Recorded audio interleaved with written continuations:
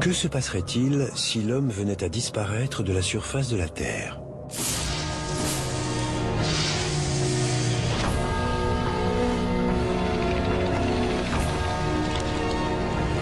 Car cela pourrait bien être le sort qui attend notre planète. Ceci n'est pas le récit de la façon dont nous pourrions disparaître, mais de ce qu'il adviendrait de notre planète si nous ne l'habitions plus.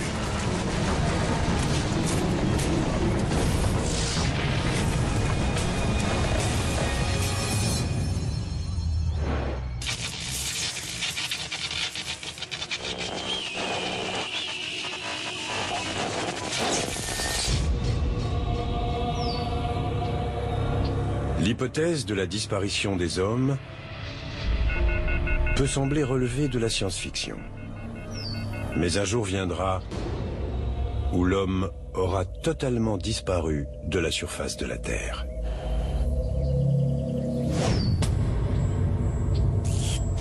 Pas besoin d'avoir une imagination débordante pour penser que les humains disparaîtront un jour de la Terre. De tout temps, l'homme a été hanté par des scénarios d'Armageddon ou d'Apocalypse. Mais nous sommes la première génération à pouvoir, par nos actions, causer notre propre perte. Que deviendrait la planète si les êtres humains disparaissaient? Nous sommes angoissés par l'idée de notre mort prochaine. On se demande comment les autres réagiraient.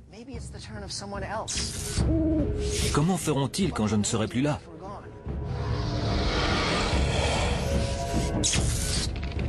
Que deviendra la Terre après ma mort? C'est la question la plus naturelle du monde.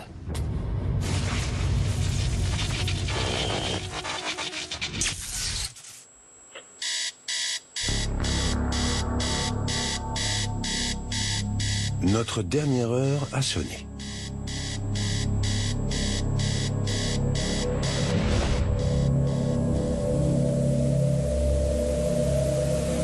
Le règne de l'homme sur Terre touche à sa fin.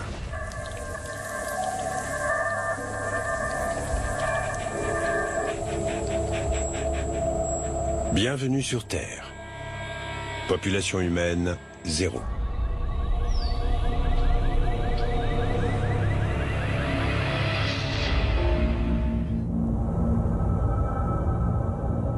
Quelques heures à peine après notre disparition, les lumières commencent à s'éteindre un peu partout à travers le globe. Plus de 70% de l'électricité produite aux États-Unis provient de la combustion d'énergie fossile. Les centrales vont continuer à produire de l'électricité tout le temps qu'il faudra au combustible pour se consumer. Si personne n'est là pour alimenter les centrales électriques, les lumières ne tarderont pas à s'éteindre dans toutes les villes du monde.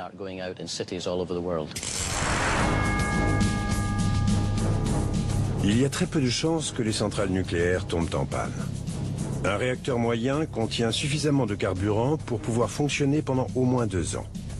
Mais sans humains pour utiliser l'énergie produite par la centrale nucléaire, il ne faudra sans doute pas plus de 2 jours pour que les réacteurs s'arrêtent et se mettent en mode sécurité. Même l'énergie éolienne ne durera pas éternellement. Les turbines ont besoin d'être entretenues et lubrifiées pour fonctionner correctement. S'il n'y a personne pour entretenir les turbines, il n'y a pas d'électricité. Les centrales électriques s'arrêtent les unes après les autres, entraînant des défaillances en cascade partout à travers le monde. Au bout de quelques semaines, la planète est plongée dans le noir complet. Du jamais vu depuis que les hommes préhistoriques se sont regroupés autour de leur premier feu de camp. La dernière lueur artificielle sur Terre proviendra sans doute du sud-ouest américain.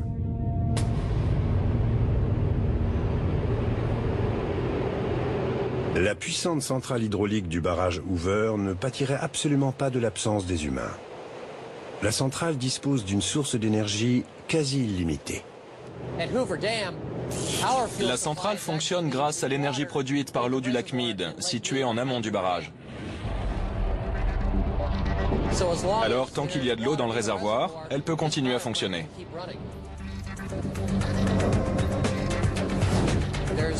L'eau du lac alimente les générateurs à turbines hydrauliques.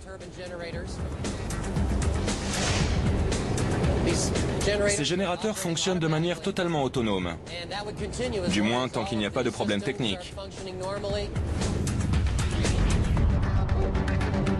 Imaginons que mon équipe et moi, on doive quitter le barrage Hoover ce soir et ne jamais revenir. Comme la centrale est en bon état, elle pourrait sans problème continuer à fonctionner sans nous. La centrale continuerait à fonctionner après une semaine, plusieurs semaines,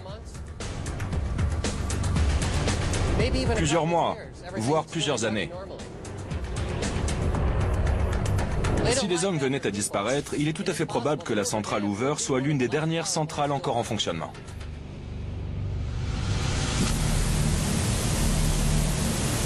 Alors que les centrales s'arrêtent les unes après les autres, d'autres systèmes commencent eux aussi à tomber en panne. La plupart des grandes villes sont construites sur un réseau complexe de tunnels souterrains, que ce soit des canalisations d'égouts, des tunnels servant à faire passer des câbles, ou bien, dans le cas des villes plus importantes, des lignes de métro.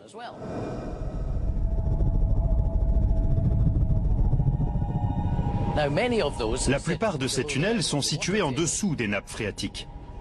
Pour éviter tout risque d'inondation, on a mis au point un système de pompe afin d'évacuer l'eau.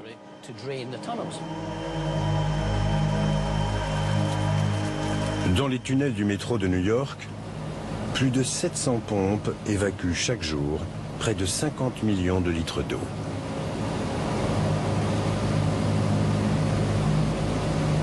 Si tous ces gens n'étaient pas là, il n'y aurait personne pour mettre en marche les pompes. Dans le cas de New York, les tunnels seraient inondés en moins de 36 heures.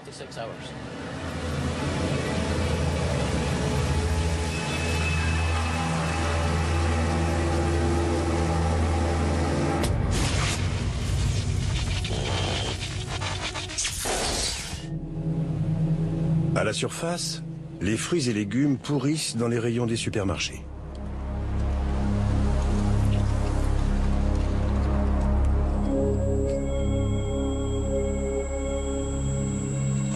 Dans les réfrigérateurs, la nourriture est dans un état de décomposition avancé. L'eau qui coule des congélateurs éteints offre, du moins temporairement, une bouée de sauvetage aux animaux domestiques que nous avons laissés derrière nous. Qu'adviendra-t-il de nos animaux de compagnie une fois qu'il n'y aura plus un seul humain pour s'occuper d'eux? Au début, ça risque d'être l'hécatombe parmi les chiens. Dès l'instant où les humains disparaissent, ils ne produisent plus les déchets dont se nourrissent les chiens.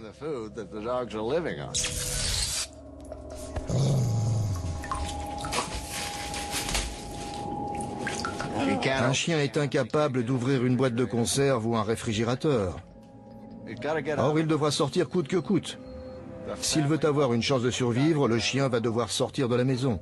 Sinon, c'est la mort assurée. Et une fois dehors, il va devoir trouver rapidement de quoi manger.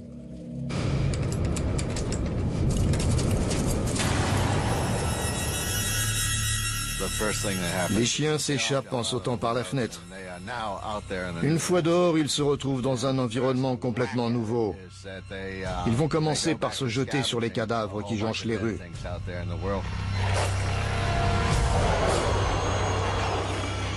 On estime à 400 millions le nombre de chiens à travers le monde, appartenant à près de 300 races différentes.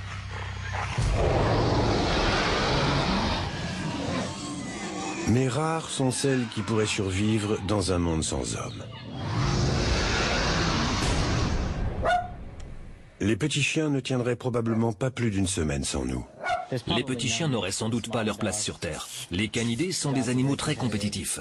Au sommet de la hiérarchie, on retrouve les loups. Viennent ensuite les coyotes, puis les renards. On peut imaginer que ce système s'appliquerait aussi aux chiens domestiques. Dans le passé, les hommes ont cherché à créer de nouvelles races canines. Ces chiens se retrouveraient tout à coup désavantagés dans la lutte pour la survie. Ce serait le cas notamment des chiens avec les pattes très courtes, avec un museau très court, ou au contraire, très long. Je pense que tous ces chiens seraient condamnés. Ils ne seraient pas capables de faire de grands déplacements et d'explorer les environs à la recherche de nourriture. Je pense que les chiens, tout ce qu'il y a de plus ordinaire, auraient les meilleures chances de survie.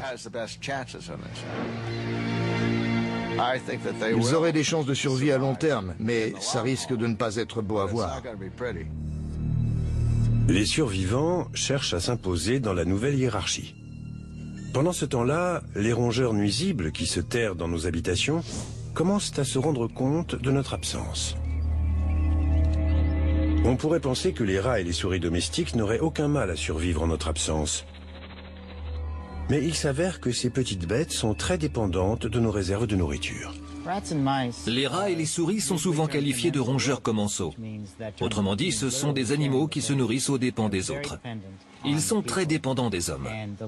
La souris domestique et le rat d'égout sont de parfaits exemples d'animaux qui s'en sortiraient moins bien si l'homme venait à disparaître.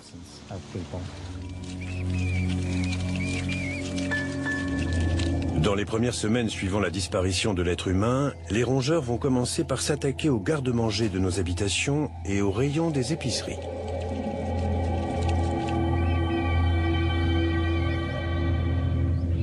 Après avoir épuisé ces réserves de nourriture, ils survivront en se nourrissant de carton, de tissus et de colle. Je pense que si les villes étaient totalement vidées de leurs habitants, les rats seraient obligés de gagner honnêtement leur vie. Autrement dit, ils seraient obligés de retourner dans la nature et de se battre pour leur nourriture. Les rongeurs seraient obligés au bout d'un moment d'abandonner les maisons. Ils deviendraient alors des proies faciles pour leurs prédateurs. Les rats et les souris parviendraient sûrement à survivre, mais leur nombre risquerait de diminuer très fortement.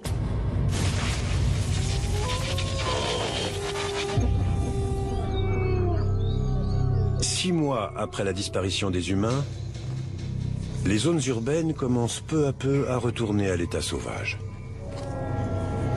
En l'absence d'humains, les prédateurs prendraient très vite d'assaut les villes. Nous avons tout fait pour les chasser des zones urbaines et pour les tuer. Mais une fois l'homme parti, les prédateurs reviendraient très vite occuper les villes. Les petits prédateurs, comme les coyotes et les lynx, ont toujours vécu en bordure des villes. Ils seraient les premiers à venir occuper les banlieues désertées. Les grands carnivores vont devoir attendre un peu plus longtemps, le temps que le milieu soit capable de fournir une nourriture suffisante pour satisfaire leur appétit. Mais rapidement, de gros carnivores devraient transformer nos jardins en terrain de chasse.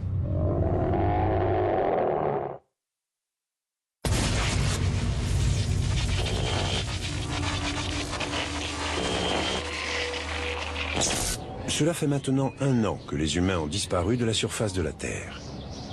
Les vestiges des villes perdurent, mais peu à peu, la nature reprend ses droits.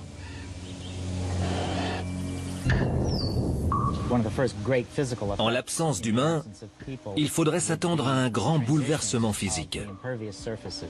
Les parkings et les routes deviendraient tout à coup des oasis de végétation. Partout où il y a du soleil, on devrait voir pousser des plantes. Au fil des ans, de petites graines vont se retrouver coincées dans les fissures du terrain. Et peu à peu, la végétation va s'installer. Les plantes sont vraiment extraordinaires. Elles peuvent tout détruire en l'espace de quelques années à peine.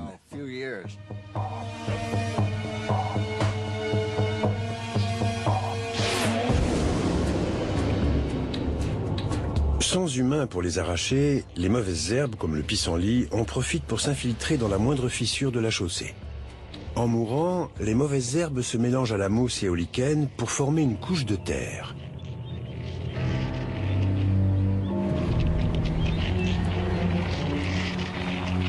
Ce sol est très pauvre en nutriments. Seules les plantes comme le trèfle, capable de capter l'azote atmosphérique, pourraient s'y installer dans un premier temps.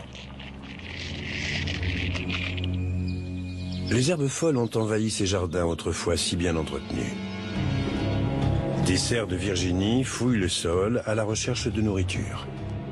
Les animaux sauvages commencent à prendre leur marque dans les villes abandonnées.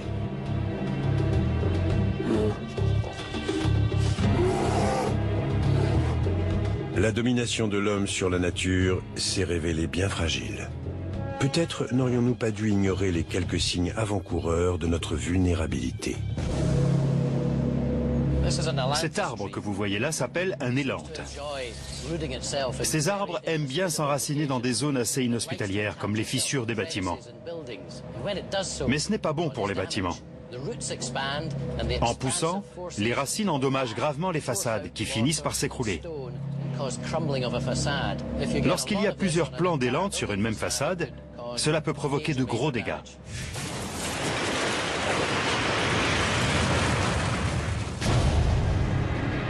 Face aux forces de la nature, même les superstructures construites par l'homme, comme la centrale du barrage Hoover, ne peuvent que s'incliner. Pour domestiquer le fleuve, pas moins de 21 000 hommes et 5 années de travail acharné ont été nécessaires. Un an après l'extinction de la race humaine, les 17 générateurs de la centrale, qui semblaient jusqu'alors indestructibles, sont sur le point de succomber à un organisme pas plus grand que l'ongle du pouce.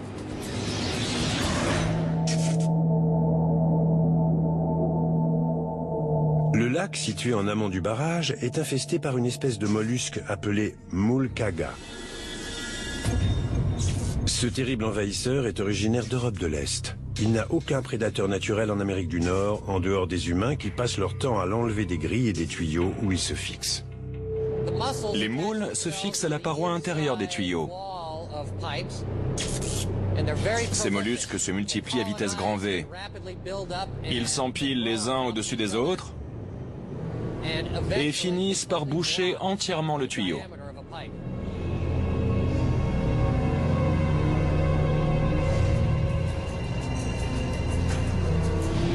Les petits tuyaux qui servent à transporter l'eau de refroidissement jusqu'au générateur du barrage Hoover constituent un environnement idéal pour ces mollusques. Sans humains pour les retirer, les moules kaga se développent comme un cancer. Ces moules pourraient très bien boucher les tuyaux de refroidissement, ce qui entraînerait une surchauffe des générateurs.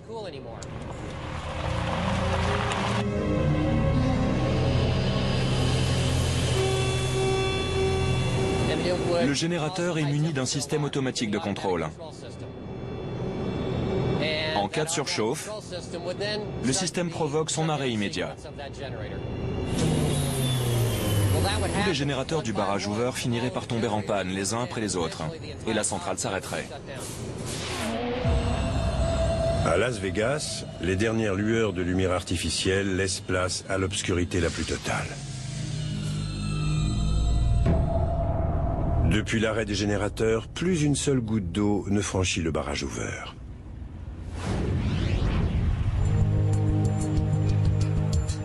Le fleuve Colorado, situé en aval, commence à s'assécher. En amont du barrage, l'eau ne peut plus s'écouler. Le niveau du lac Mead monte.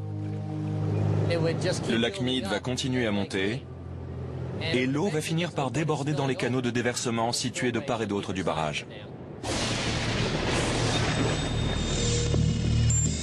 La nature reprend finalement ses droits sur Terre.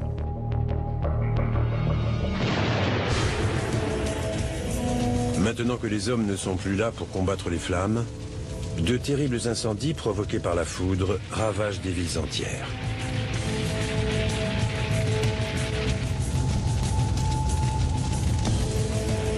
Les bâtiments abandonnés, les herbes folles et les débris constituent un combustible de choix pour les flammes.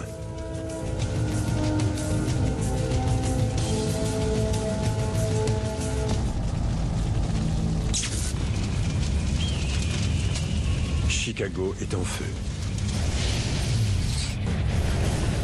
À San Francisco, les maisons en bois de style victorien brûlent comme du petit bois.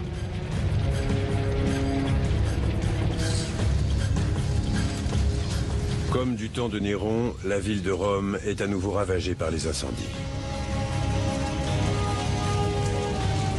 Des bâtiments entiers sont réduits en cendres.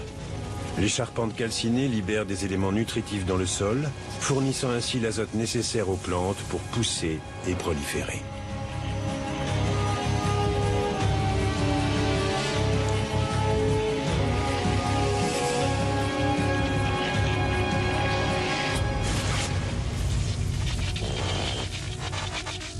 5 ans ont passé depuis la disparition de l'espèce humaine. Les routes ont disparu sous un tapis de verdure qui grignote chaque jour un peu plus de terrain. Rien ne peut stopper la marche en avant de la nature. Les grilles de Buckingham Palace à Londres sont couvertes de vignes vierges et de mousse. À Moscou, la place rouge a viré au vert. La nature va très vite reprendre possession de la Terre. Ces marches ont été nettoyées il y a seulement 18 mois. Si on revenait dans 18 mois, on aurait du mal à les trouver. Et dans 5 ans, ça serait quasiment impossible. La domination de l'homme sur la nature n'a jamais été qu'une illusion. Les temples d'Angkor au Cambodge ont été abandonnés au cours du XVe siècle. Les arbres ont poussé sur les pierres, les emprisonnant dans leurs racines.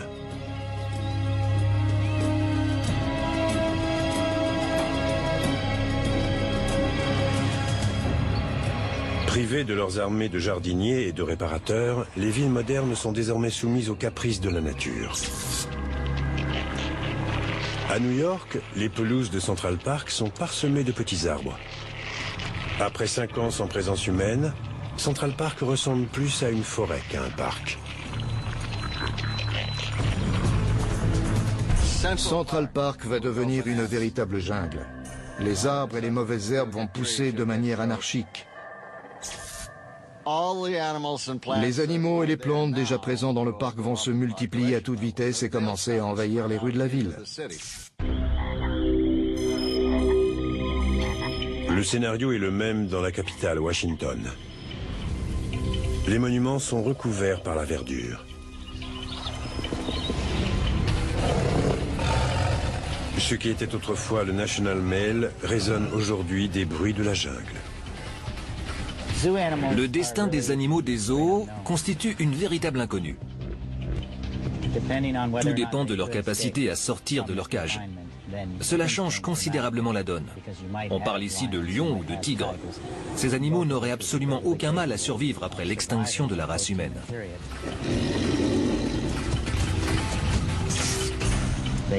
Ils s'en sortiraient mieux dans les régions du sud qu'à Washington. Mais ces animaux seraient tout à fait capables de trouver des moyens de subsistance. Les animaux des zoos représentent peut-être la grande inconnue, mais il y a des choses dont nous sommes sûrs quant à l'évolution de la vie 20 ans après la disparition de l'homme.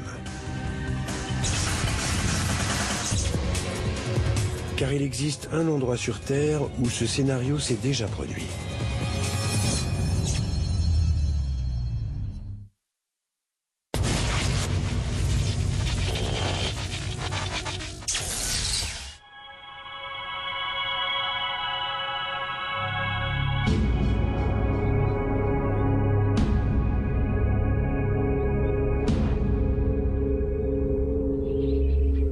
Voilà 20 ans que les hommes ont déserté cet endroit.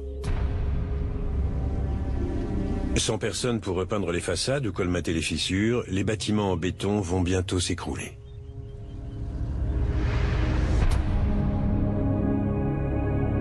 En raison du manque d'entretien, les villes ressemblent de plus en plus à des villes fantômes.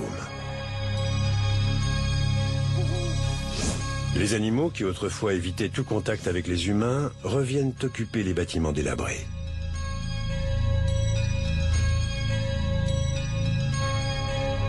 Comment le savons-nous? Parce qu'il existe un endroit sur Terre où ce scénario s'est déjà produit. Nous sommes sur la place centrale de Pripyat en Ukraine. Cette ville de l'ex-Union soviétique était autrefois à la pointe de la modernité.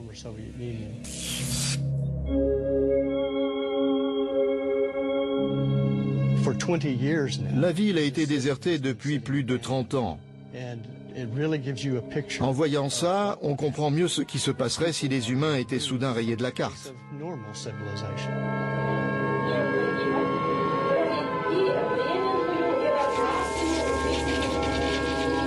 La ville de Pripyat a été évacuée après l'accident nucléaire de Tchernobyl. En l'espace d'une nuit, la ville s'est entièrement vidée de ses 50 000 habitants et s'est transformée en ville fantôme.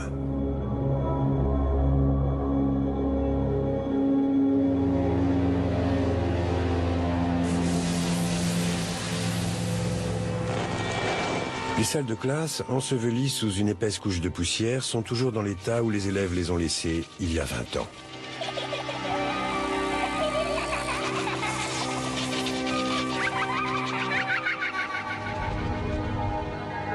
La végétation a envahi et éventré les bâtiments.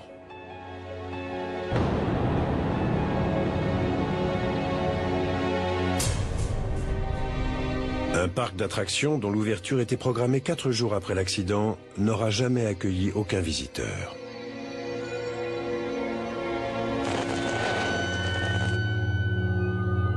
La grande roue est rongée par la rouille.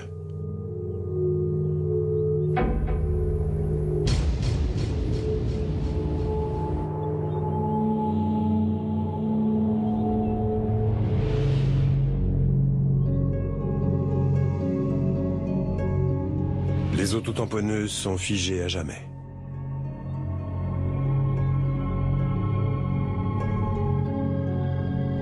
La ville de Pripyat constitue une opportunité rare de voir ce que deviendrait une ville si les hommes venaient à disparaître.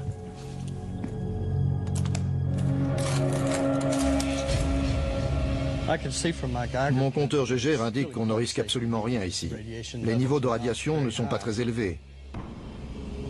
Mais ces bâtiments ont dépassé le point de non-retour.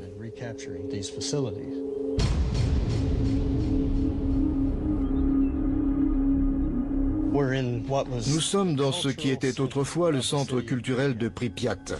C'est ici que les gens se retrouvaient pour les fêtes, les bals.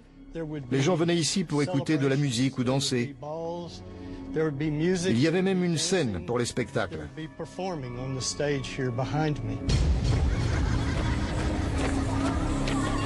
Mais après avoir été soumis pendant 20 ans aux caprices de la nature, il ne reste plus que des ruines.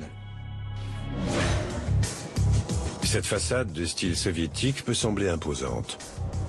Mais elle ne fait pas le poids face aux rudes hivers ukrainiens. La température descend souvent en dessous de zéro. L'eau accumulée dans les fissures se dilate. Sous l'effet de la pression, les murs s'écartent. La végétation pousse de manière anarchique. Des racines ont envahi les fondations et les marches d'escalier. En se gorgeant d'humidité, les racines augmentent de volume. Elles fonctionnent comme de petits vérins hydrauliques qui, avec le temps, finissent par repousser les murs.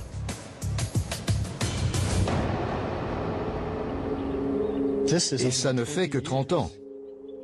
Imaginez un peu l'état de cette ville dans 200 ans.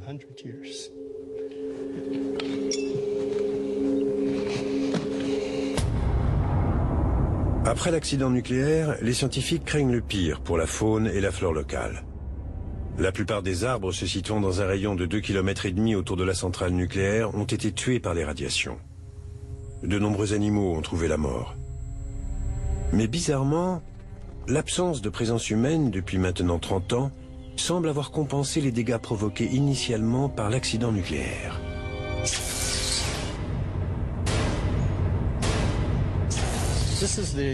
Voici la forêt rouge. Cette zone a été durement touchée par les radiations après la catastrophe de Tchernobyl. Les arbres que vous voyez autour de moi ont été tués par les radiations.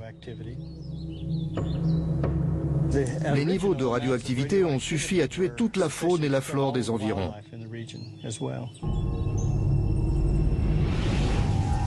Mais depuis, on assiste à une régénération de la faune et de la flore.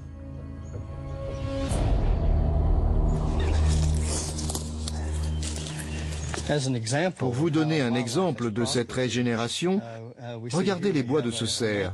Il s'agit manifestement d'un animal costaud et en pleine santé. Les cerfs sont très rares dans cette région. La zone autour de la centrale de Tchernobyl est le seul endroit où l'on en trouve encore. Ces bois abritent aussi des sangliers.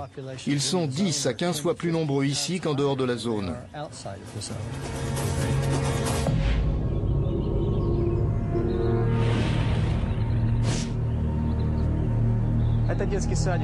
Voici la crèche du village de Kopatchi, non loin de la centrale de Tchernobyl. Les enfants venaient ici pendant que leurs parents étaient au travail. Mais depuis cette nuit d'avril 1986, ils ne sont plus jamais revenus.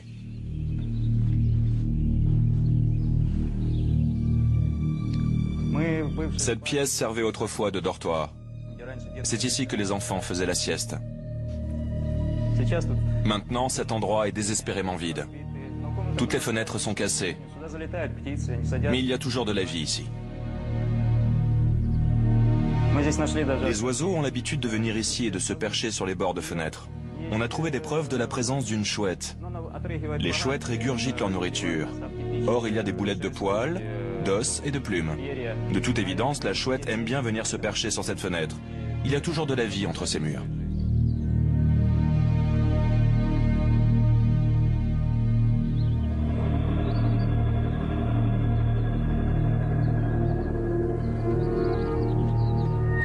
Les arbres, qui se sont montrés particulièrement vulnérables aux retombées radioactives, ont finalement trouvé refuge dans la zone d'évacuation.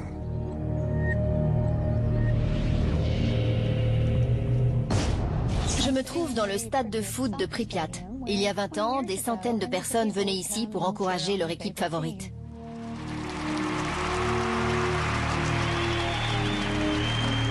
Ces gradins devaient résonner des rires et des cris de la foule. 20 ans après, il n'y a plus rien.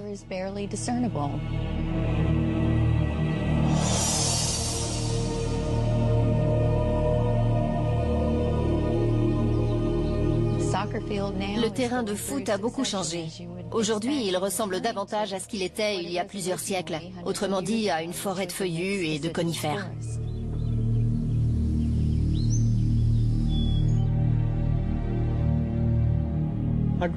J'ai grandi dans une ville comme celle-ci. Petit, j'adorais faire un tour dans les autotamponneuses.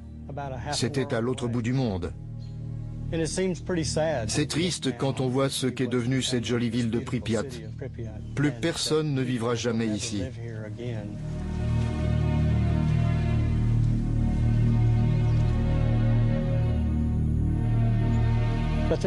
Mais cette histoire comporte aussi un aspect beaucoup plus positif.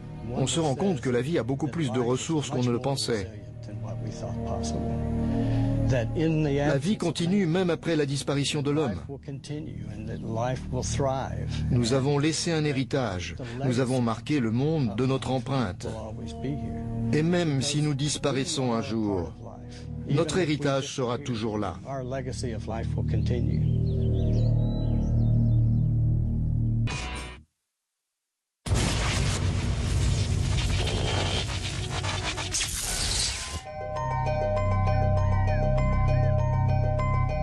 L'homme a disparu depuis maintenant 25 ans.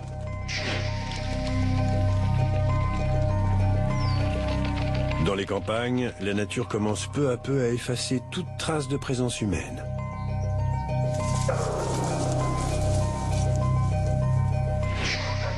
Des hordes de chiens sauvages errent dans les villes abandonnées à la recherche de nourriture.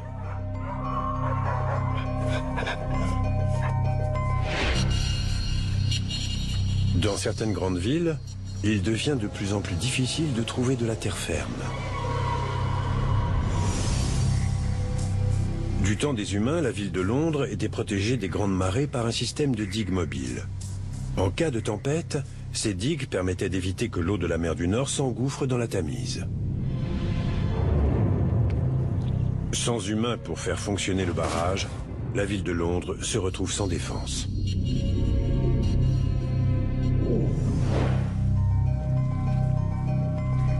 Amsterdam, situé sous le niveau de la mer, est confronté au même problème.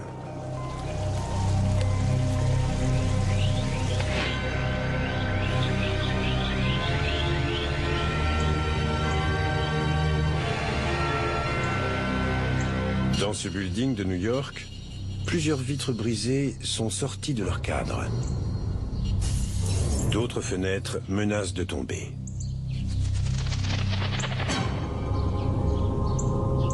Après un quart de siècle d'exposition à l'humidité et à la chaleur, sans aucun entretien, l'enduit autour des fenêtres a perdu de son élasticité.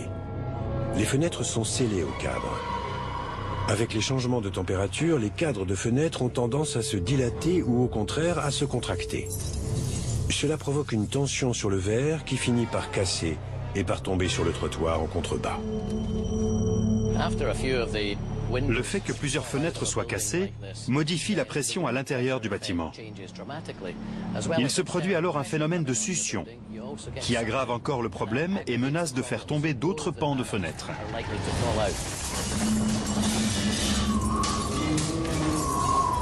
Des débris transportés par le vent pénètrent par les fenêtres cassées.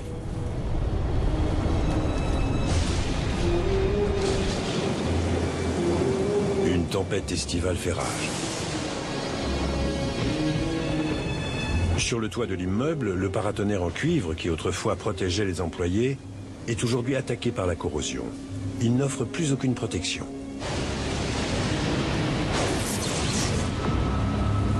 Un éclair plonge la ville dans un déluge de feu et de flammes.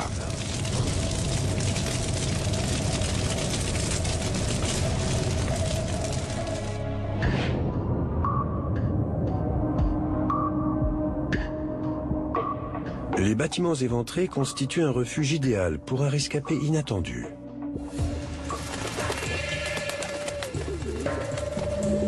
Les pigeons vivaient autrefois au crochet des humains, mais depuis la disparition de l'homme, il y a 25 ans, ils s'en sortent plutôt bien.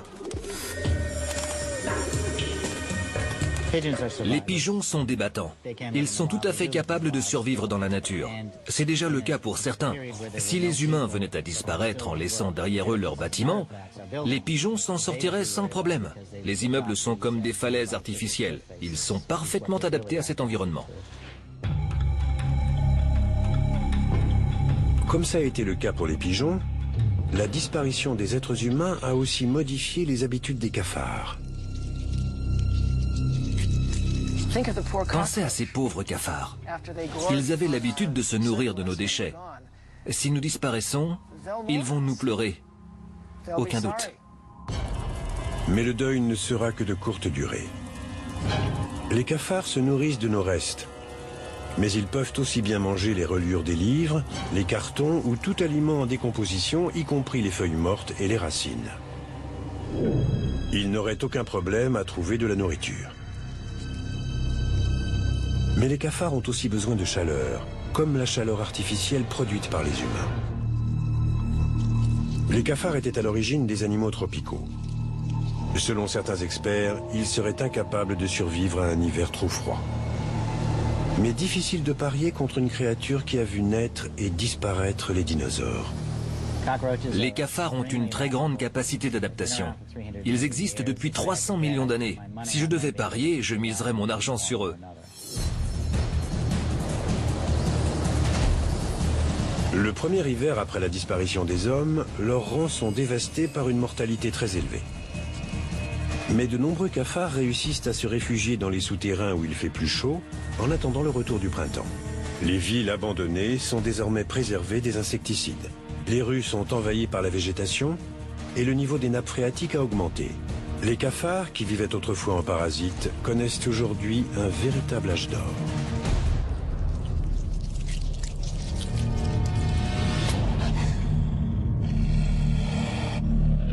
Les cafards étaient seulement une nuisance pour l'homme.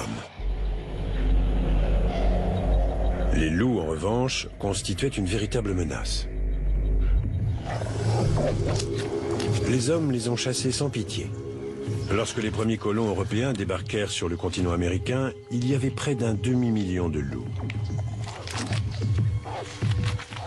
Au XXe siècle, les loups avaient pratiquement disparu des États-Unis. Sans humains pour les décimer, le nombre de loups serait multiplié par 6 chaque année. 25 ans après notre disparition, il pourrait très bien être de nouveau un demi-million à travers tout le territoire américain.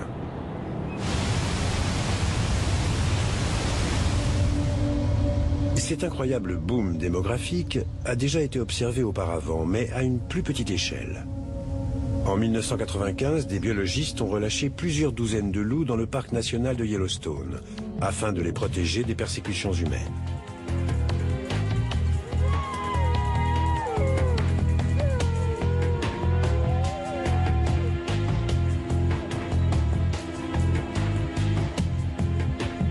En seulement 10 ans, ces pères fondateurs avaient donné naissance à une colonie de 1500 spécimens. Les loups se sont ensuite dispersés pour coloniser les États du Wyoming, du Montana et de l'Idaho.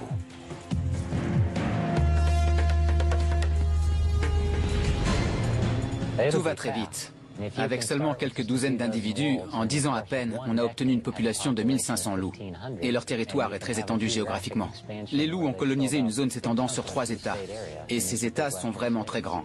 Quand les conditions sont bonnes, les loups peuvent coloniser un lieu en très peu de temps. Des loups pourraient-ils s'installer à Manhattan ou à Chicago?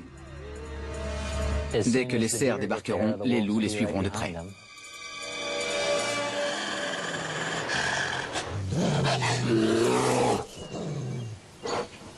Les animaux n'ont pas seulement été chassés par les hommes, ils ont aussi été parqués.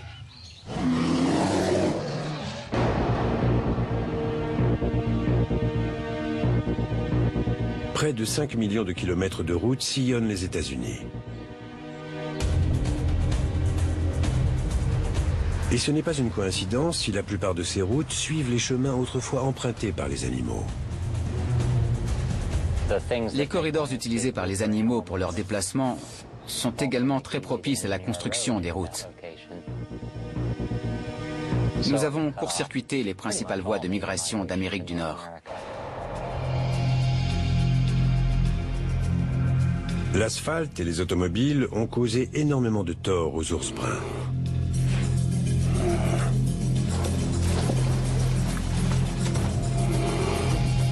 Leur habitat a été tellement morcelé par les routes qu'ils se sont retrouvés confinés dans de petites poches, compliquant leur quête de nourriture, mais aussi le vivier de partenaires potentiels pour l'accouplement.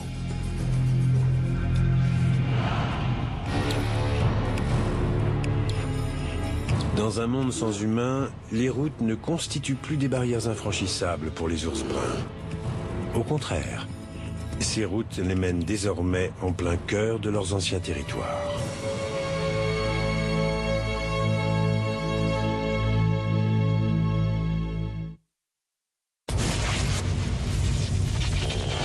« 40 ans ont passé depuis la disparition de l'homme.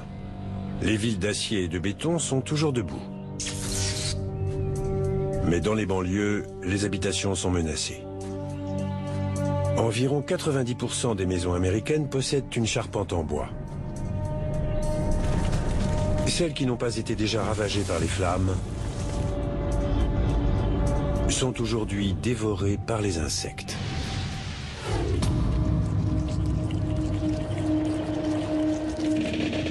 Sans peinture ni revêtement, les charpentes des maisons se retrouvent à la merci des termites. Les termites se nourrissent de la cellulose contenue dans le bois. Et leur appétit est sans limite. Certaines colonies peuvent engloutir jusqu'à 450 kg de bois par an.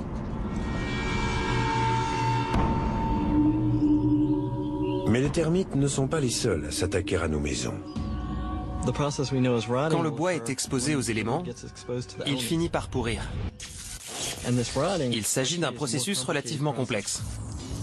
Les microbes attaquent le bois et libèrent du dioxyde de carbone et du méthane dans l'atmosphère. Si les humains disparaissaient, il ne faudrait pas plus de quelques dizaines d'années pour que les bâtiments en bois ne commencent à pourrir. Sous les attaques conjointes des termites et de la pourriture, les poutres qui soutiennent le toit s'effondrent. La frontière entre l'intérieur et l'extérieur, autrefois si précieuse aux yeux des habitants de cette maison, n'existe plus.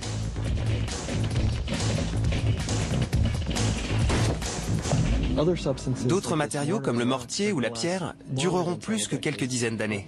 Mais tôt ou tard, ils finiront aussi par s'écrouler, à cause de l'érosion mécanique et chimique. Ces murs vont tomber et il ne restera plus rien.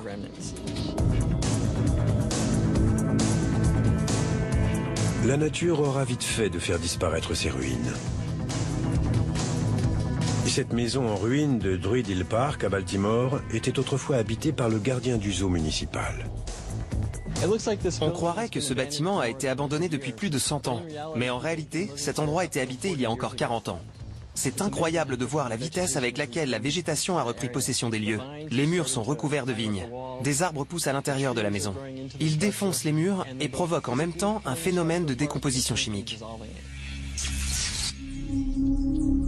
Les bâtiments construits entièrement en pierre ou en moellon tiendront plus longtemps que les bâtiments en bois. Combien de temps avant qu'ils ne s'écroulent? Tout dépend du milieu naturel.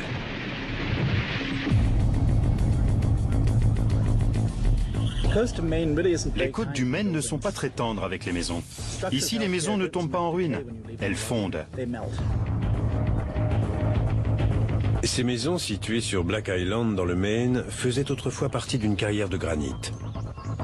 Ces pierres ont également servi à construire des villes comme Boston, New York ou encore Philadelphie. La carrière est à l'abandon depuis les années 20. Les maisons ont disparu en l'espace de 80 à 90 ans. Il ne reste pratiquement plus rien. Lorsque les conditions sont bonnes, des constructions en pierre entretenues régulièrement peuvent tenir plusieurs milliers d'années. En Europe, certains aqueducs romains sont toujours en service. Mais sans entretien, la pierre peut succomber à un ennemi sournois. L'un des plus grands ennemis de la pierre, c'est le sel, ou plus exactement les cristaux de sel. Il y a plusieurs millénaires, on avait déjà constaté les effets néfastes du sel sur les pyramides d'Égypte. Le sel peut s'infiltrer à l'intérieur des bâtiments et des monuments par l'intermédiaire de l'air pollué, de l'eau de mer ou encore des fientes d'oiseaux. Le sel est soluble dans l'eau. En s'évaporant, l'eau s'infiltre dans les matériaux poreux, comme la brique, la pierre et même le béton. Le sel s'accumule petit à petit dans les pores de la pierre. À force, les pierres finissent par se déchausser.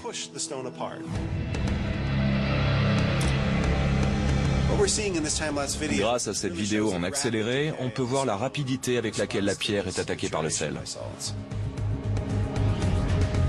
Il a fallu seulement 3 semaines pour passer de ce morceau de pierre à celui-ci, complètement rongé par le sulfate de sodium. 3 semaines passées dans cette chambre de vieillissement accéléré, cela équivaut à quelques années dans un environnement particulièrement rude ou quelques dizaines d'années sous un climat désertique plus clément. Si on pouvait observer au microscope ce qui se passe à l'intérieur des pyramides, voilà ce qu'on y verrait. On verrait le sel s'attaquer à la pierre. Les pyramides ne sont pas à l'abri de l'usure. Mais elles ont tout de même réussi à se conserver presque 5000 ans en raison de leur très grande taille et du climat désertique chaud et sec. Trop imposantes pour être détruites aussi bien par l'homme que par la nature, les pyramides de Gizeh sont la seule des 7 merveilles du monde encore debout. De nombreux monuments anciens ont traversé les siècles uniquement grâce aux efforts déployés par les humains. Le Sphinx a été mis au jour et restauré pour la première fois en 1400 avant Jésus-Christ. Des experts qui ont étudié le Sphinx pensent que sans intervention humaine, le Sphinx pourrait, en raison des dégâts provoqués par le sel et l'érosion, n'être plus qu'un tas de poussière d'ici 500 à 1000 ans.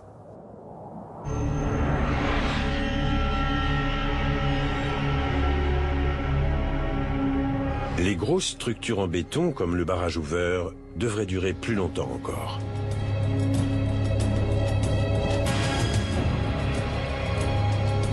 Le barrage Hoover est tellement épais que 70 ans après sa construction, le cœur de la structure en béton n'est toujours pas sec. Mais sur les 15 plus grands barrages des États-Unis, seuls 10 sont en béton. Les autres sont constitués d'un remblai de pierre ou de terre. C'est le cas du barrage de Trinity dans le nord de la Californie. Du temps des humains, cette brèche aurait déjà été colmatée. Mais cette époque est maintenant révolue. Certains barrages en terre sont absolument gigantesques.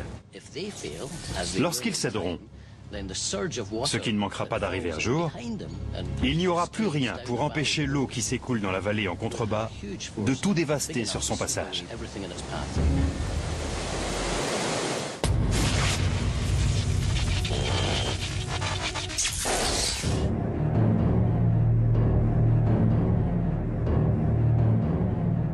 50 ans après la disparition de l'homme, le manque d'entretien commence également à se faire sentir sur les constructions humaines les plus perfectionnées.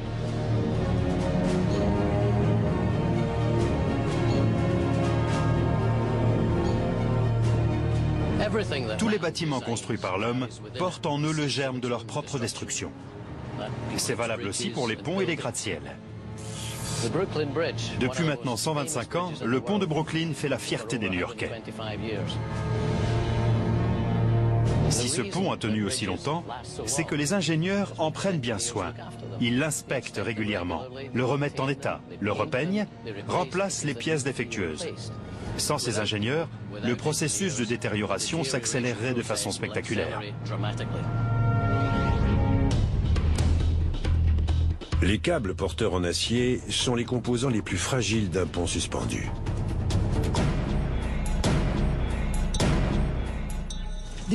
Nous avons testé ces câbles en laboratoire. Heureusement, pas sur le pont. Ce que vous voyez là, c'est un défaut très courant sur ce genre de câble. Voici un brin de câble. Chaque brin a une charge de rupture d'environ 15 tonnes par centimètre carré. Il s'agit d'un acier très résistant. Mais aussi résistants soient-ils, ces câbles possèdent un énorme défaut. C'est la matière dont ils sont faits. L'acier est un matériau issu de la Terre. Il est composé essentiellement de fer. Il contient entre 95 et 98% de fer. Exposé à l'humidité, le fer retourne à sa forme initiale. Ne dit-on pas « ce qui est né poussière redeviendra poussière » ? Dans le sol, le fer est présent sous la forme d'oxyde de fer. Il reprend sa forme d'origine. Ce phénomène est connu sous le nom de corrosion. C'est ce qu'on observe à chaque fois qu'on expose de l'acier à l'humidité. La corrosion est l'ennemi numéro 1 de l'acier. Il faut éviter que l'eau ne s'infiltre. D'où la nécessité de bien l'entretenir. Si vous ne l'entretenez pas, il y a un risque de corrosion. La construction du pont de Brooklyn, achevée en 1883, a coûté 15 millions de dollars.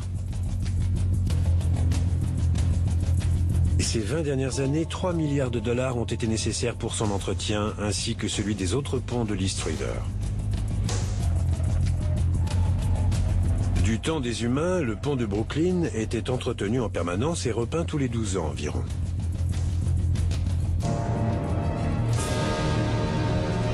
De l'autre côté des États-Unis, à San Francisco, le Golden Gate Bridge est surveillé non-stop par une brigade composée de 17 sidérurgistes et 38 peintres. Que font-ils toute la journée? Ils passent leur temps à repeindre le pont. Que se passerait-il s'ils arrêtaient tout? Je vais vous dire ce qui se passerait. Les câbles se mettraient à rouiller, la peinture s'écaillerait, les fils d'acier risqueraient de casser. Il arriverait un moment où le pont finirait par s'écrouler.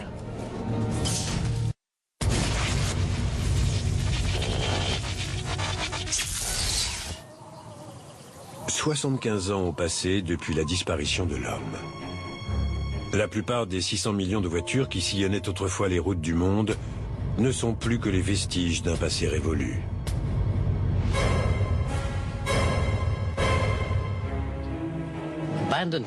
Les voitures abandonnées vont réagir différemment selon l'environnement dans lequel elles se trouvent. Les voitures abandonnées dans le désert de Moravie devraient durer très longtemps. Mais dans mon pays natal, l'Écosse, la situation risque d'être bien différente. Les voitures proches de la côte ne dureront pas plus de 20 ou 30 ans à cause de l'air marin. Les pneus se dégonflent en quelques années à peine. En revanche, la gomme et le synthétique qui les composent devraient se conserver plusieurs siècles. La peinture se détériore très rapidement. Dès que la peinture commence à s'écailler, la rouille s'installe. Elle s'attaque au châssis à une vitesse de 0,1 mm par an. 75 ans après la disparition de l'homme, la plupart des voitures, même celles abandonnées sous un climat relativement clément, sont réduites à l'état de squelette. Au bout d'un siècle, les voitures ne sont plus que des tas de ferraille informes.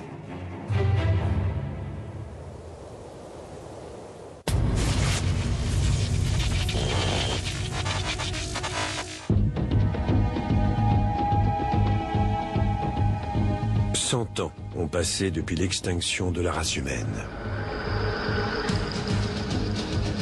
Le pont de Brooklyn, qui avait tenu 125 ans grâce aux bons soins des humains, ne leur survit pas plus d'un siècle. Les câbles cèdent les uns après les autres. Le pont et les balustrades commencent à tanguer dangereusement. Le pont se détache et s'effondre dans l'East River.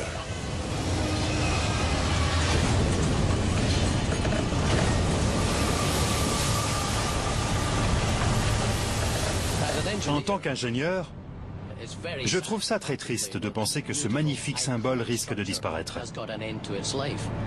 Mais sans entretien, cette issue est malheureusement inéluctable.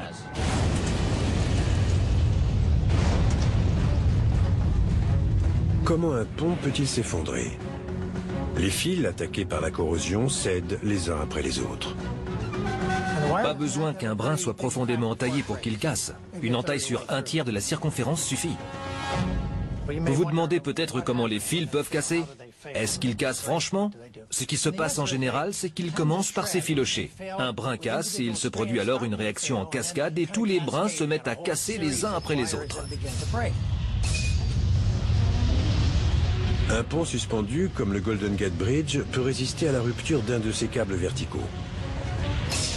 Mais quand 2 ou 3 câbles viennent à casser, c'est tout le pont qui est menacé. Des tonnes de ferraille sombrent dans le fleuve en contrebas. Ce pont va s'écrouler. 200 ans? Je doute qu'il tienne 200 ans. Ce pont est voué à disparaître. Si même certaines de nos structures les plus imposantes s'effondrent après seulement 100 ans, peut-on espérer que notre civilisation laisse une empreinte durable? Que restera-t-il de notre histoire et de notre culture 100 ans après notre disparition? Ces salles contiennent nos documents les plus précieux. Leurs ennemis jurés sont la chaleur et l'humidité.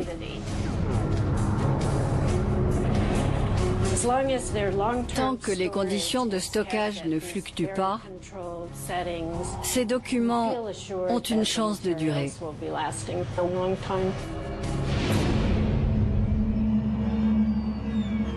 Stocké dans des conditions idéales, le papier et la pellicule ont une durée de vie comprise entre 200 et 300 ans.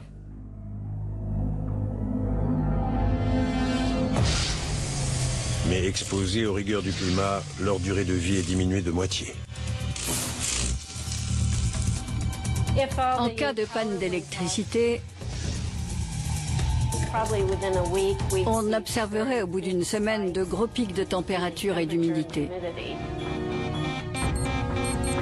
Dans cet environnement hostile, l'acétate de cellulose, le matériau le plus fréquemment utilisé pour la confection des pellicules et papiers photographiques au cours du XXe siècle, commence à faire des bulles et à se voiler. Toutes nos archives du débarquement en Normandie, tous les films hollywoodiens en passant par nos films et nos photos de famille, ne tiendront pas un siècle si nous ne sommes plus là pour en prendre soin. Toutes nos précieuses images risquent de finir comme ça. Ce que vous voyez là, ce sont différents stades de détérioration de pellicules en acétate de cellulose. Elles ont été exposées à une humidité excessive. Ces photos sont irrécupérables.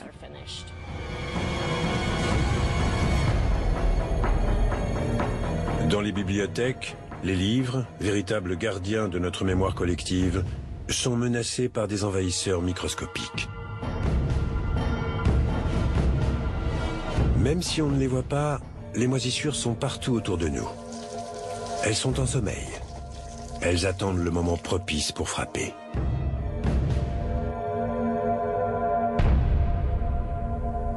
Comme un fort taux d'humidité, par exemple. Ce sont les conditions idéales pour l'apparition des moisissures.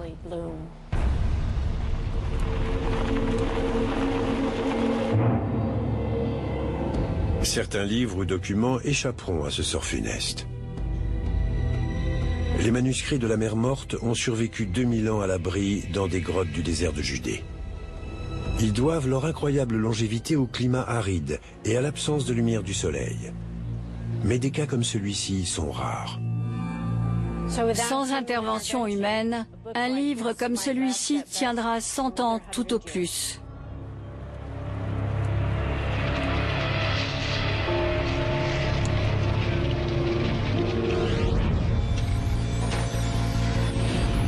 Même nos supports digitaux ne dureront pas éternellement.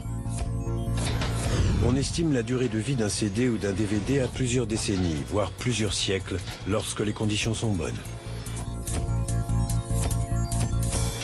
Nous connaissons l'existence de l'ancienne Égypte grâce aux inscriptions gravées dans la pierre.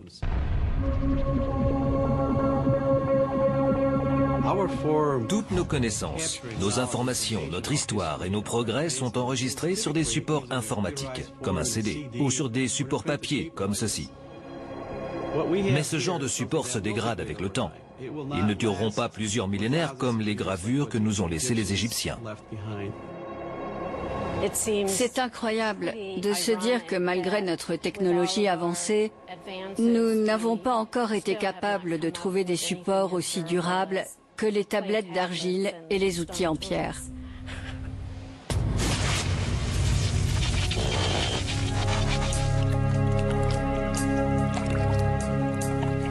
« 150 ans après la disparition de l'homme, les métros, qui avaient commencé à se remplir d'eau au cours des premières 36 heures, se sont transformés en véritables ruisseaux souterrains. Les poutres et les arches qui soutiennent les voûtes sont sur le point de s'écrouler. Ces tunnels sont très proches de la surface. Ces colonnes supportent non seulement la voûte du tunnel, mais aussi la rue qui se trouve juste au-dessus. Si ces tunnels étaient inondés, il y aurait un risque que la rouille s'installe et que tout s'effondre. Les tunnels résonnent du bruit de l'acier et du ciment qui craque. Les rues en surface se retrouvent aspirées dans le sol.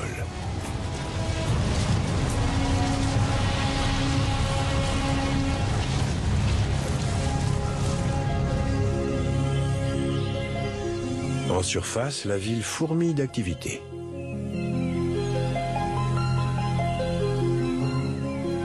La Vigne Vierge s'est lancée à l'assaut des gratte-ciels abandonnés. Elle pompe l'eau de pluie qui s'accumule dans les fissures et sur les rebords des immeubles.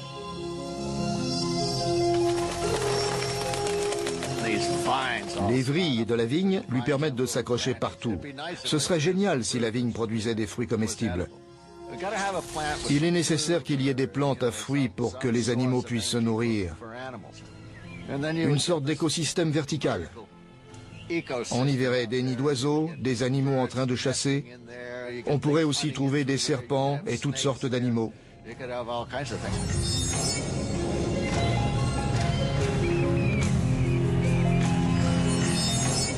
Au fur et à mesure que les insectes et de petits animaux s'installent, on voit apparaître des chats.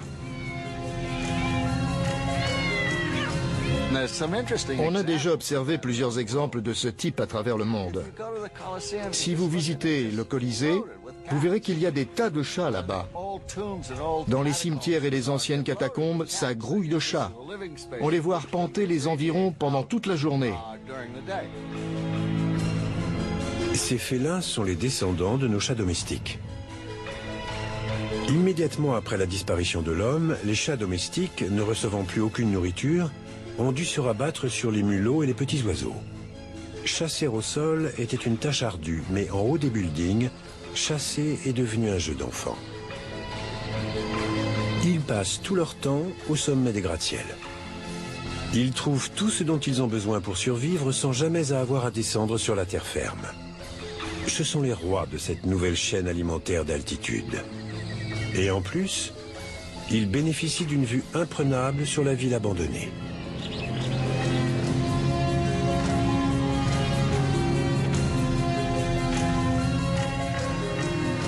J'imagine très bien les gratte-ciels de New York recouverts de vignes vierges, avec les faucons qui tournoient dans le ciel. Ce serait magnifique, vraiment très beau.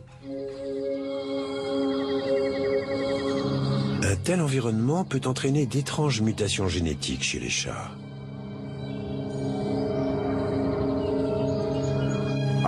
On pourrait imaginer des chats volants comme il existe déjà des écureuils volants.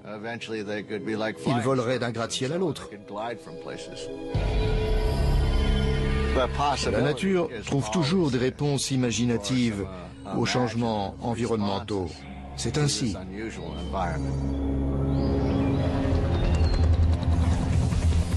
Certains chats ont fait un grand bond en avant dans l'évolution. Mais certains chiens, en revanche, ont repris les habitudes de leurs ancêtres. On voit même des croisements entre des chiens et des loups. Ils se déplacent en meute pour pouvoir s'attaquer à de grosses proies.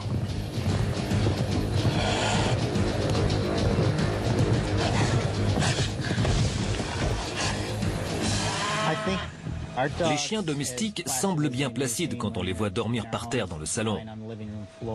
Mais je pense qu'ils possèdent toujours en eux l'instinct de survie.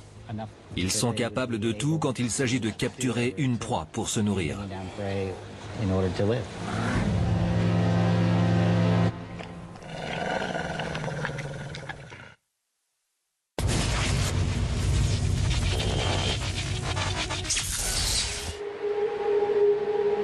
« 150 ans après la disparition de l'homme, les océans de la planète grouillent de vie. Les créatures marines ont accueilli avec joie la disparition de l'homme. Nous avons tendance à prendre les océans pour un garde-manger, mais aussi pour une poubelle. Avec le temps, notre capacité de nuisance n'a cessé d'augmenter. Depuis que les hommes ne sont plus là pour décimer les populations de poissons et polluer les mers, on observe un repeuplement rapide des océans. Ce phénomène s'était déjà produit auparavant. Pendant la Deuxième Guerre mondiale, les chalutiers alliés évitaient de croiser dans l'Atlantique Nord. En quelques années, les populations de poissons ont grimpé en flèche. La biologie des poissons joue en notre faveur. Les poissons, comme ce poisson-lune, peuvent produire plusieurs millions d'œufs par an. C'est beaucoup plus qu'un animal terrestre de taille équivalente, comme la vache. Grâce à leur incroyable capacité de reproduction, les océans devraient se repeupler très rapidement après la disparition des hommes. Des recherches ont montré qu'au XVIIIe siècle, avant que les hommes ne viennent tout détruire, les océans pouvaient nourrir de grandes quantités d'animaux. On trouvait des baleines avec leurs geysers d'eau, des grands bancs de thon. Les mouettes aussi se sont multipliées. Mais leur parcours a été tout sauf facile. Le nombre de mouettes avait considérablement augmenté en raison de l'abondance de nourriture fournie par les humains. Il y avait beaucoup plus de mouettes que la nature ne pouvait le supporter. Les hommes ne sont pas très soigneux. Longtemps, nous avons eu des décharges à ciel ouvert.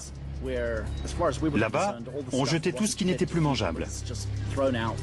Pour les mouettes, ces décharges étaient un vrai paradis. Ces mouettes n'auraient sans doute pas tenu l'hiver si elles avaient dû se débrouiller toutes seules. Tout à coup, elles avaient de la nourriture à volonté. La disparition de l'homme aurait pour conséquence immédiate de provoquer une famine parmi les populations de mouettes, qui devront trouver d'autres sources de nourriture.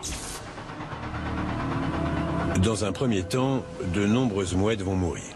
Mais les survivantes vont profiter du regain de vitalité des océans.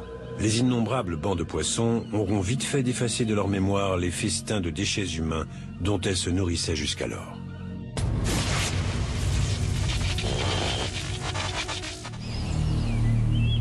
« 200 ans ont passé depuis la disparition de l'homme. De New York à Chicago, en passant par Seattle ou encore Paris, les monuments d'acier et de fer sont sur le point de s'effondrer. La tour Eiffel a tenu plus longtemps que les ponts suspendus, mais elle n'est pas pour autant invincible.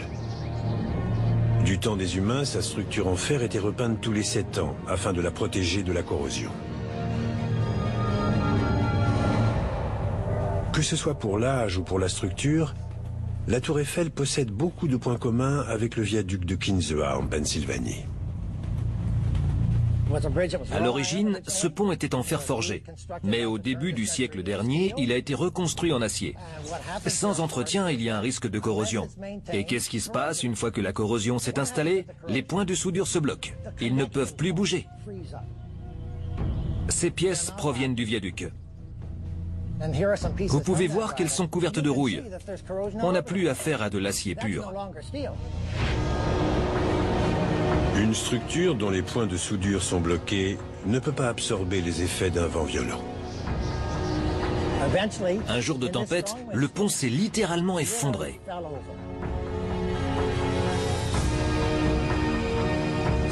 Il est tombé un tronçon après l'autre. Le pont qui enjambait la vallée depuis près de 100 ans s'est écrasé en contrebas. Tout ça à cause du manque d'entretien. De nombreux monuments ont été construits à cette époque. C'est le cas de la tour Eiffel. Voilà un autre monument symbolique, mais ça ne les protège pas du fait qu'ils se trouvent dans un environnement corrosif. Si vous ne faites rien pour l'entretenir, l'édifice risque de lâcher et de s'écrouler.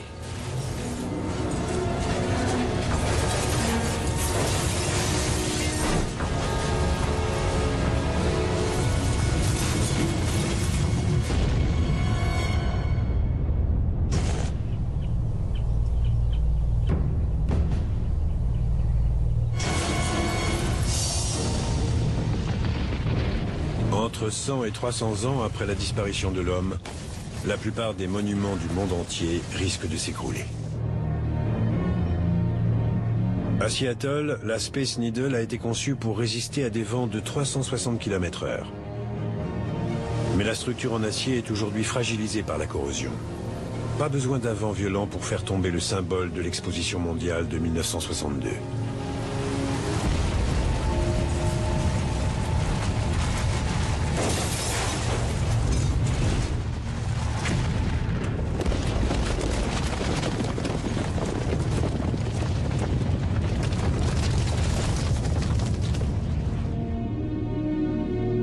Au moment de la disparition des humains, le niveau des mers était déjà en hausse.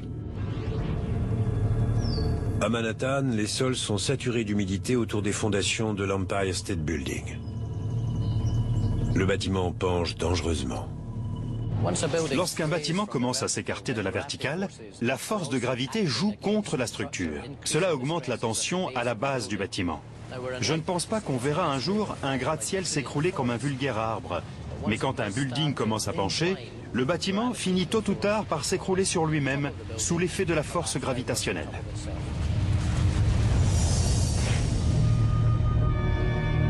La ville de Chicago, où ont été construits les premiers gratte-ciel, est elle aussi sur le point de s'écrouler. La Sears Tower, la plus haute tour des États-Unis, est en fin de règne.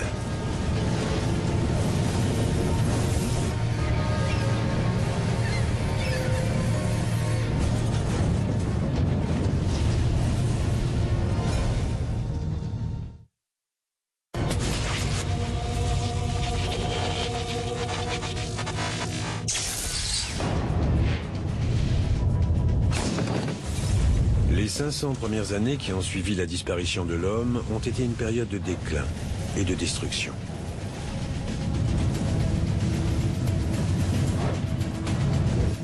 Les bâtiments en béton ont été les plus résistants. Les Romains avaient inventé l'ancêtre du béton. Certains de leurs monuments ont tenu plus de 2000 ans. Mais le béton moderne n'est pas aussi solide. Il contient plus d'eau et est aussi moins compact. Il y a beaucoup plus de poches d'air et de fissures. Les bâtiments modernes en béton possèdent aussi un autre défaut. À l'intérieur des structures en béton armé, on trouve des tiges en acier. Ces tiges ne se corrodent pas parce que le béton constitue un environnement alcalin.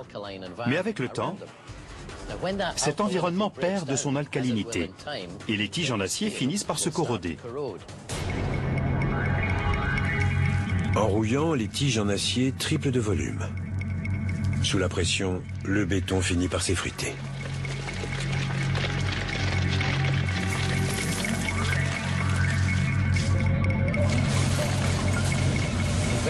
Après 50 ans, on commence à voir apparaître les fissures de surface dans le béton. Au bout de 100 ans, le béton commence à s'effriter. Après peut-être 500 ans, la plupart des structures en béton armé seront par terre. Quand on voit ces images de notre civilisation déchue, on comprend mieux ce qui a pu se passer pour les Grecs, les Romains ou pour la cité antique d'Our. On sait tous que notre corps va retourner à la poussière. Pourquoi pas nos villes aussi?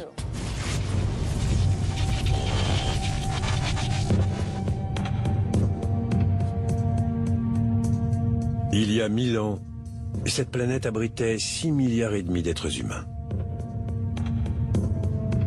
Au début du XXIe siècle, plus de la moitié de la population mondiale vivait dans des villes. Ces villes sont aujourd'hui méconnaissables. D'ici peut-être un millénaire, le paysage derrière moi aura énormément changé. On devinera à peine les bâtiments. Et il n'y aura plus aucune trace de la présence humaine. À la place, on verra une jungle. Pour mieux appréhender l'avenir de nos villes dans un monde sans hommes, il est nécessaire de se replonger dans le passé. Voici Minetta Street, dans Greenwich Village. Les New-Yorkais se demandent parfois pourquoi la rue fait un tel virage. C'est parce qu'autrefois ici, il y avait un ruisseau appelé Minetta Brook.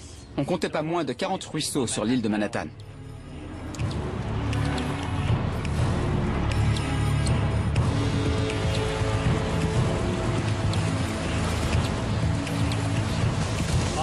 Tous ces ruisseaux transportaient l'eau de la pluie jusqu'à la mer. Que se passe-t-il aujourd'hui? Quand il pleut ou que la neige fond, l'eau s'écoule le long de la rue et s'engouffre dans la bouche d'égout. Si les hommes disparaissaient, il n'y aurait plus personne pour entretenir les trottoirs et les rues qui finiraient par se dégrader. Ce serait le retour des arbres, de la végétation et de l'ancien cycle hydrologique. Et qui sait, peut-être qu'un jour Minetta Street redeviendra Minetta Brook. À l'aide d'anciennes cartes et d'un logiciel de modélisme, des scientifiques du Manhattan Project sont parvenus à retrouver à quoi ressemblait l'île de Manhattan lorsque l'explorateur Henry Hudson a débarqué en 1609.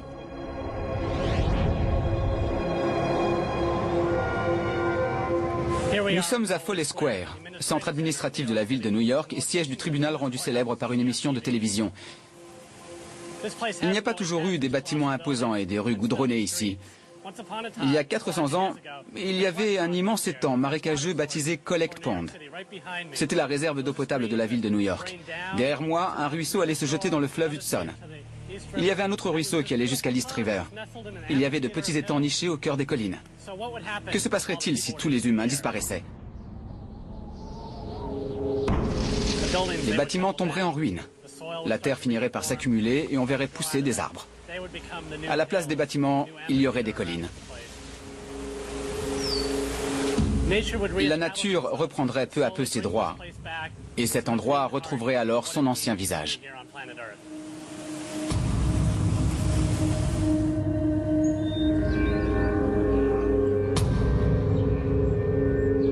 La ville de New York, comme bien d'autres endroits sur la planète, a énormément changé.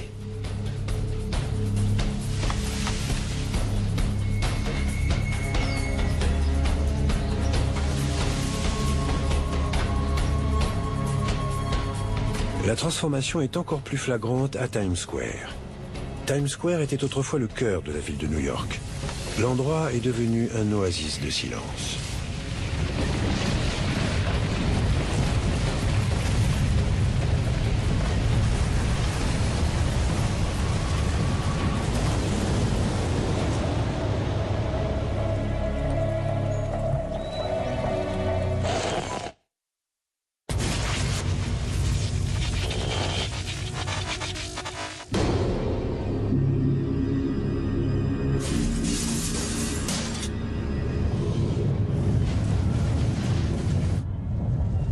000 ans ont passé depuis la disparition de l'homme. Serait-il possible qu'après seulement 10 millénaires, il ne reste plus aucune trace de l'humanité?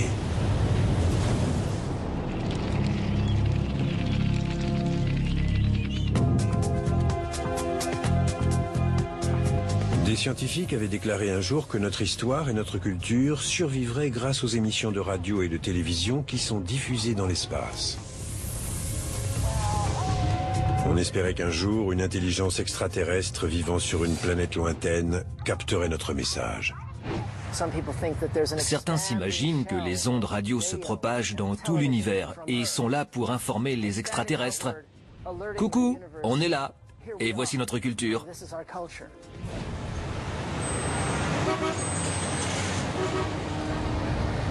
Malheureusement, des études récentes menées entre autres par le SETI, un programme de recherche d'intelligence extraterrestre, ont montré que les ondes radio se dissipaient au bout de seulement 1 à 2 années-lumière.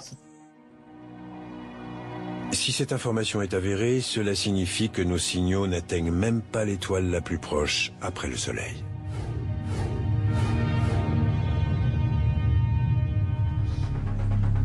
Que restera-t-il de notre civilisation 10 000 ans après notre disparition comme témoignage de notre brillante civilisation? Le fer se corrode, le béton s'effrite, le bois et le papier se décomposent. Mais certaines constructions humaines devraient résister au temps. Nous avons construit d'imposantes constructions en pierre, comme la Grande Muraille de Chine. De même que les montagnes, ces constructions sont soumises à l'érosion. Mais il s'agit d'un phénomène très lent. Ces constructions devraient être reconnaissables pendant encore plusieurs millénaires. Les pyramides de Gizeh sont tellement énormes qu'elles tiendront suffisamment longtemps avant d'être englouties par le sable.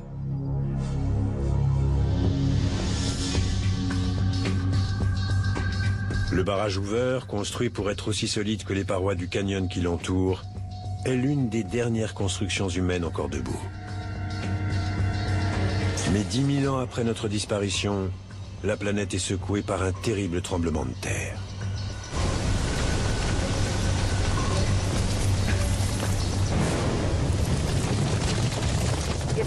La nature finit toujours par avoir le dessus. Tremblement de terre, tempête de sable, pluie.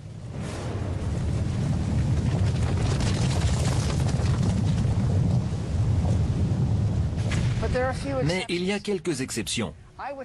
Le mont Rushmore, sculpté dans des blocs de granit et situé dans un environnement écologique stable, pourrait bien résister au temps. Son seul ennemi, ce sont les trompes de pluie qui s'abattent sur lui. Je pense que le mont Rushmore pourrait résister 100 000, voire 200 000 ans. Peut-être qu'un jour, nos remplaçants sur Terre pourront admirer ce chef-d'œuvre.